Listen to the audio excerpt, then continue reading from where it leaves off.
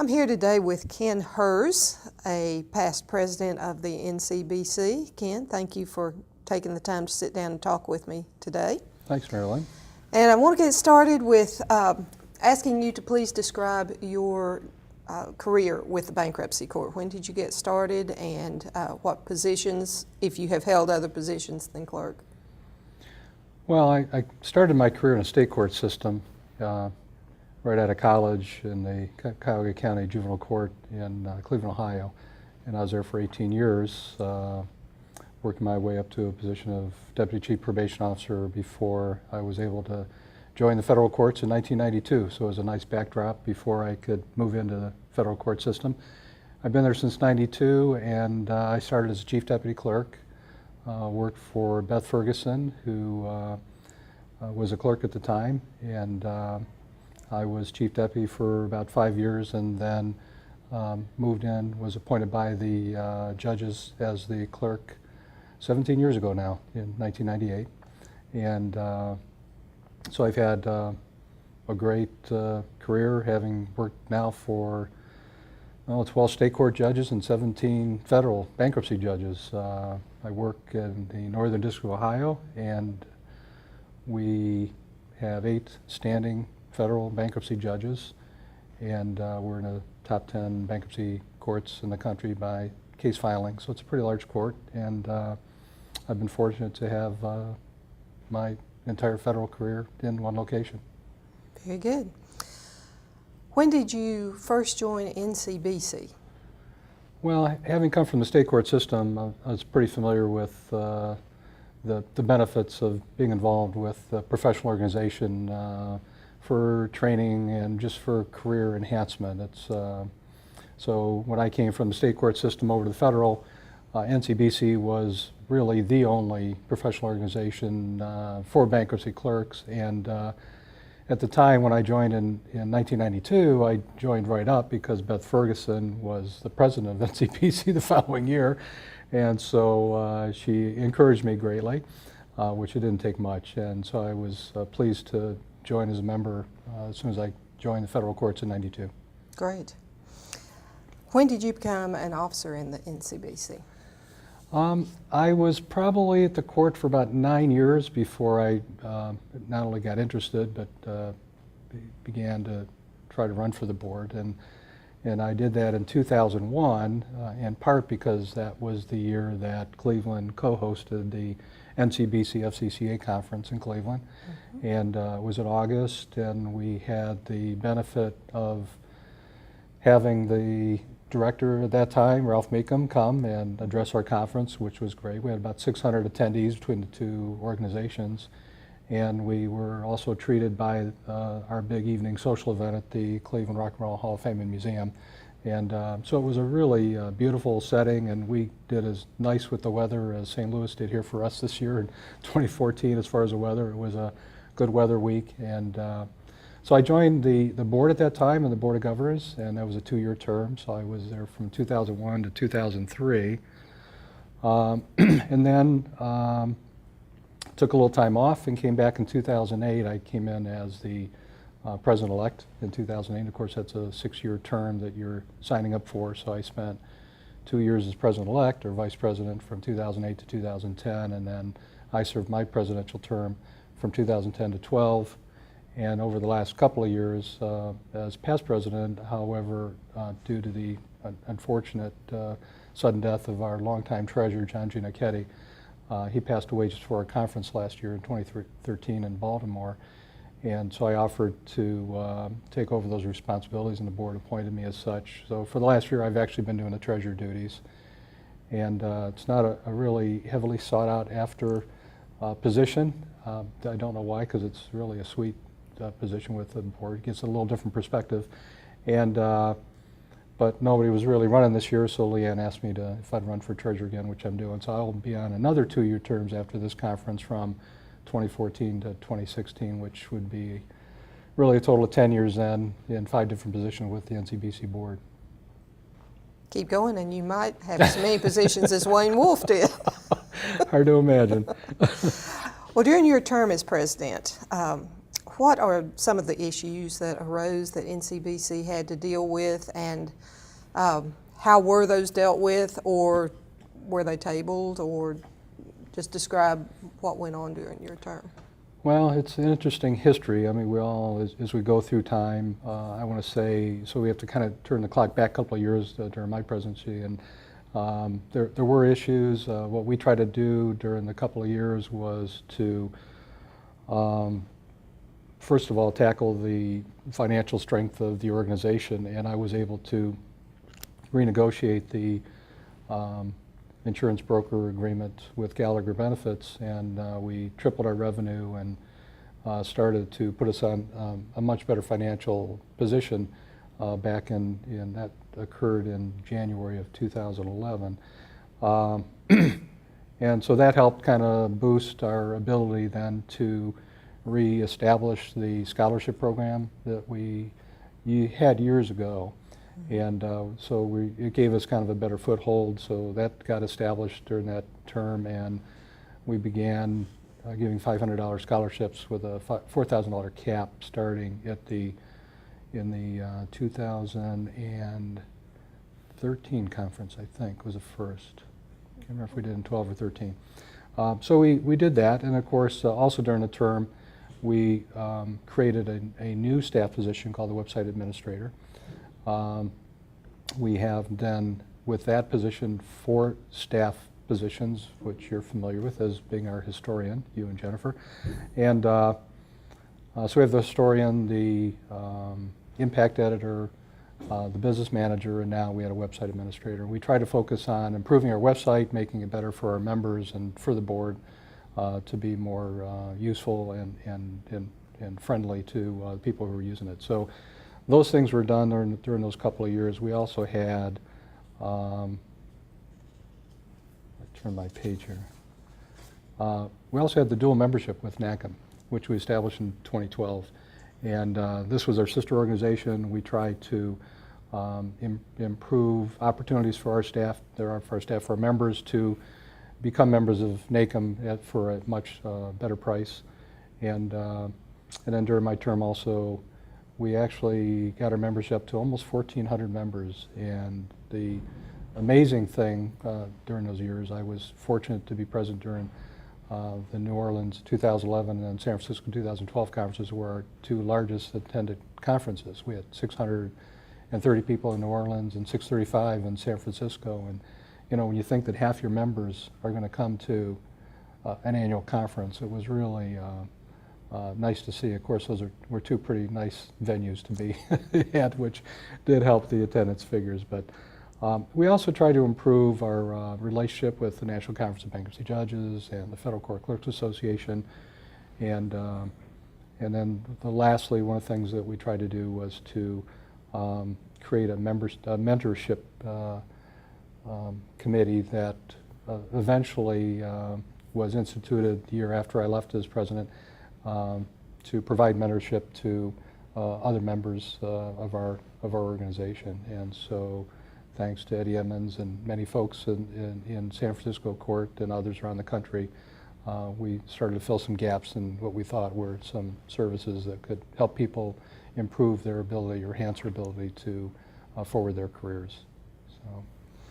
Were there any issues that were being discussed on the national bankruptcy scene coming out of the administrative office that were addressed during your term? Yeah, there's, in fiscal year 2011, we began nationally to have some difficult financial times, just the entire judiciary, the entire federal government. We were struck with a 7.6% reduction across the board in 2011. 2012, it was a 10% across the board cut, and it's continued to grow even till today in fiscal year 14. So those things began some movement on the part of, I think, some judges around the country who were more interested in consolidating bankruptcy and district courts. So there was more of a push to do that. And the NCBJ came out in November or so of 2011 opposing centrally mandated consolidation of clerks' offices simply for cost containment measures, because the fiscal crisis we were embarking on created a lot of discussion, and one of that, everybody thought that you could save money by combining courts, and there's really been no study to show that. So during my term as president, we, with approval of the board, had written to Judge Robinson, who chaired the GACM committee, and not only joined the NCBJ in voicing concern about the centralization of courts, or trying to consolidate those courts because of cost containment. So we went on record with joining the NCBJ. And we also talked about just the improvements that the bankruptcy community have been involved with over the years.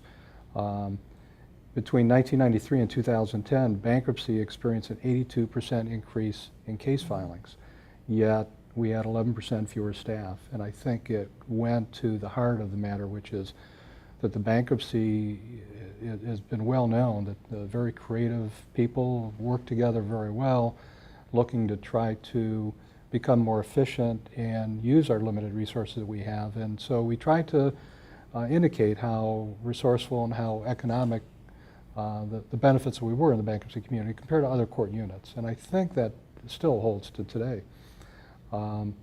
So there were letters that were written to various committees to try to talk about some of these issues.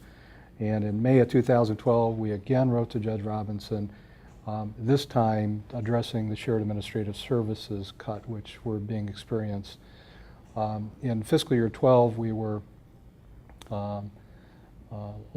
we had certainly another budget cut, but we had other problems. The shared administrative service cuts were supposed to be for 3 years, starting in fiscal year 13, and that was a time that our work measurement formula was revised. And so for the bankruptcy courts, which hadn't had one since 2007, we had a 2013 work measurement formula that that dropped the bankruptcy community by 30%.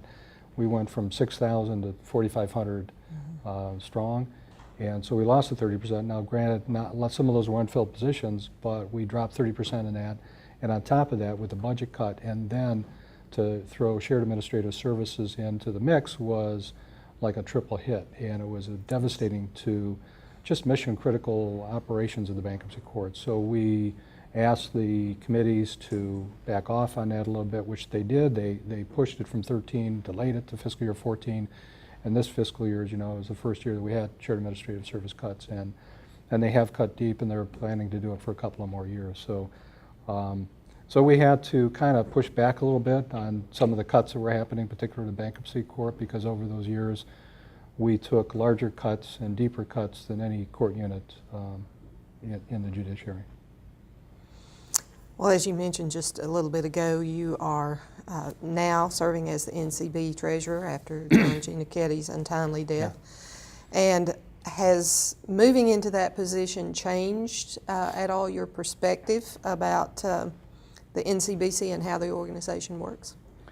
Well, I was always interested in the financial health of the organization. It gave me maybe a little different perspective on it, but I think the NBA have helped a little bit, run the numbers and trying to see what we can do and how we can improve things. And again, I think it's a healthy financial organization, and I'm right now in the throes of trying to make some recommendations to the board about improving some of our investments and trying to keep us stronger.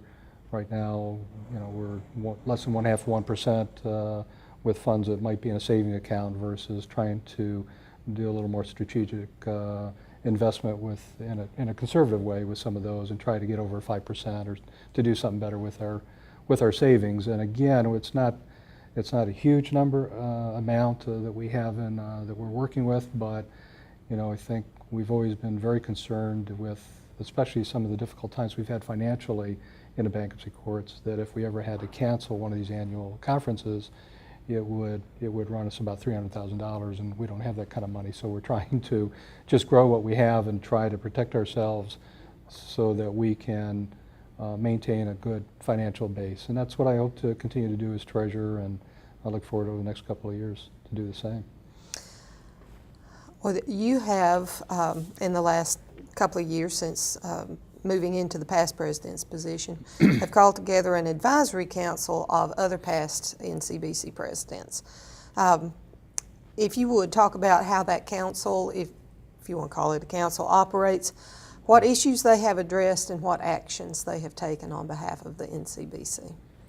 Yeah, it's really, it's a past presidents committee, and it was an idea that I had actually gotten from NACM, who took advantage of the past presidents that they have. They run one-year terms, so they've got a pretty steep, long history of past presidents. And having been president of NCBC, I attended a lot of their annual meetings and a lot of their board meetings. And so, you know, issues like that, we're able to kind of glean as to see how they work and how they operate. And so we kind of, I had a talk with John Horner, our former president, who actually instituted that committee.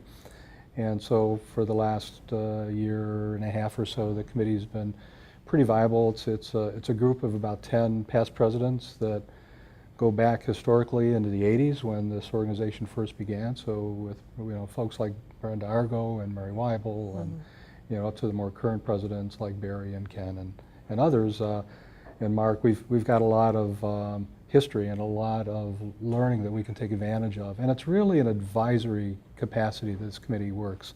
The board is a board. They make decisions based on whatever information they have, and we try to, when we're called upon, to offer some sage advice based on our experience and having dealt with some very difficult national issues. The first thing we did this year actually was a lot of fun. It was kind of on the invitation of the NCBJ to join them in more being a little more politically active with members of Congress. And so we were invited to join members of NCBJ this past spring to visit Congress, go to DC. And Leanne Bennett, our current president, and myself were able to do that. And we were greeted with about half a dozen NCBJ members, and we spent some time then talking with members of the House and Senate, both sides of the aisle, and particularly with particular emphasis on the Appropriation Committee members, and talking about, tell them our story about the judiciary. We're very proud as an organization, and we weren't really representing bankruptcy per se. It was really to thank them, first of all, for the good budget we did get in fiscal year 14, much better than we had originally planned, because I know for our court, we were looking at $784,000 deficit going into fiscal year 14, and that wasn't wiped out, but I lost 10 staff, which lost 36 over the last 3 years. So the downsizing was incredible. So we wanted to thank them, first of all, for the better budget they gave us.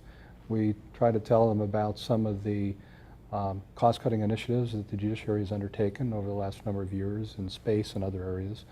And what we've done, particularly in the bankruptcy community, like the BNC, which has saved over $100 million over the last 10 years. So there's a lot of cost-saving initiatives we wanted to relay to them, and then also try to encourage them to remember us in fiscal year 15. And so we're going to, I think that's going to kind of get institutionalized. I think it was a successful venture. They liked having us there. Leanne and I as clerks, joining the judges, and just to give a different perspective and the impact that it's had on us and on our communities when we've lost so many employees in the bankruptcy court. So, so that was a great experience, and I think we'll repeat that and continue to try to be more advocating, which is what NCBC is meant to do, one of its purposes, and so I think we'll do that some more. The other issue we had more recent was the whole issue of our insurance broker. And so we were called upon to look at what we might want to do. And of course, the past presidents had a good history with being involved with the insurance that we offer through Gallagher Benefits for members of our membership. And but there was kind of a different turn that Gallagher was going through, and so Leanne asked us to take a look at the issues, begin to decide where, or at least advise the board as to what direction we should take. And of course, we encouraged the board to resolicit the broker relationship and see if we can't be more competitive and more successful in increasing our commissions, let alone improving the services that we provide for our members. So we're kind of in the throes of that still, and we'll look forward to the next month or so where that decision will be made and where we go from here. But I think it's healthy to look at these things as a board, as an organization, and it's a big part of what we do besides education is offering many of these insurance benefits to our members that they really couldn't get in past years, and even now, some of the benefits they can get through our insurance broker, Gallagher Benefits. So. Well, hard to believe, but this organization will be 35 years old next year. Hmm. And as we look toward the future, what changes have you seen in the organization in your time that you've been a member? And what do you think it needs to do to remain a viable representative for court employees? Well, I think we're still in the throes of a very difficult time, not only with budget and Congress, but from within, because when I think of these shared administrative service cuts, these are internal cuts that we're doing to ourselves as an organization, as a judiciary. And I'm concerned what those cuts are doing, and those are new. They just really started in fiscal year 14, and so we saw it when I was president. It was, it was being bannered about. It was coming in. We kind of got it delayed, but going forward, I can see that there is really a threat to us as a bankruptcy community. I think as those financial pressures are applied, and are applied very purposely sometimes to the bankruptcy community, I think it threatens particularly the smaller courts. And I think that and I have a lot of concern about what that's going to do over the next couple of years. So I think our challenge going forward is to continuing to be flexible, continuing to advocate, continuing to try to stay close with Congress and advancing the issues that we can from a budget standpoint, and also work with their advisory groups and with the entire bankruptcy community to try to find creative ways, and we are doing that, and I think we need to continue that, to find creative ways to meet these challenges and meet these threats. I think, as I said before, the bankruptcy community has had a long history of over 30 years of being very creative and very willing to make changes and share with each other and become more efficient. And that's unfortunately been our Achilles heel. As we get more efficient, we are able to do the job with fewer people. I know I've told my staff in Cleveland, where you look at some of the budget problems we've had and the number of people we've lost over the past few years, that sometimes it's not the career it once was, and that's the tragedy when you look at the history of where we've been and where we're going. But also that, when CMECF, our electronic case filing system, came into place, most employees were afraid it was going to take their job, and if anything, it added jobs. And now we're seeing that that's the only way we can get our job done, is through that kind of efficiency, and to try to automate as much as we can. So we have to increase our efforts. We have to continue to do that in our individual courts and as an organization. With NCBC, we share a lot. That's what we do at these conferences, with the information sharing and just the informal stuff that goes on, from deputies up to clerks, just having informal discussions and trying to see how each other are responding to some of these issues. And I think there will be a lot of that dialogue going on throughout the conference this year. I'm sure. Has the shared administrative services kind of taken the place of the consolidation efforts that we've seen from time to time over the years, or is it somewhat different? I think it's different in the sense that it's being used as an economic vehicle to force a consolidation, and a very creative vehicle, by the way, if that was your interest. And but I think it's if we can sustain these next couple of years and get through this, I think there is light at the end of the tunnel, but it's going to be a dark clouds over the next couple of years. A lot of rain and storm that's coming our way. But I think that I see a little bit of light, and if we can succeed and get through these next couple of years, hopefully, because what those who are interested in consolidation have. We have never seen a study that said it's going to save money, and to say that consolidation would save money, nobody believes it, but it's still being touted as a truism, and it just fails to really bear the test that you really can save money by doing this. And I think for us in the bankruptcy community, we're concerned about the kind of service we provide to our judges, to the public, to the bar, and I think consolidation would not do justice to the kind of service that we have been providing for just decades. And we'd like to continue to do that. I think the only way we can do it is by maintaining an independent part of our operation and keeping the bankruptcy court separate. Well, thank you very much for your time. It's good to know that you're still very, very active in the organization and, of course, in the bankruptcy community in the larger sense. So thanks for spending time with me today. Thanks, Marilyn. Take care. Have a good day. You too.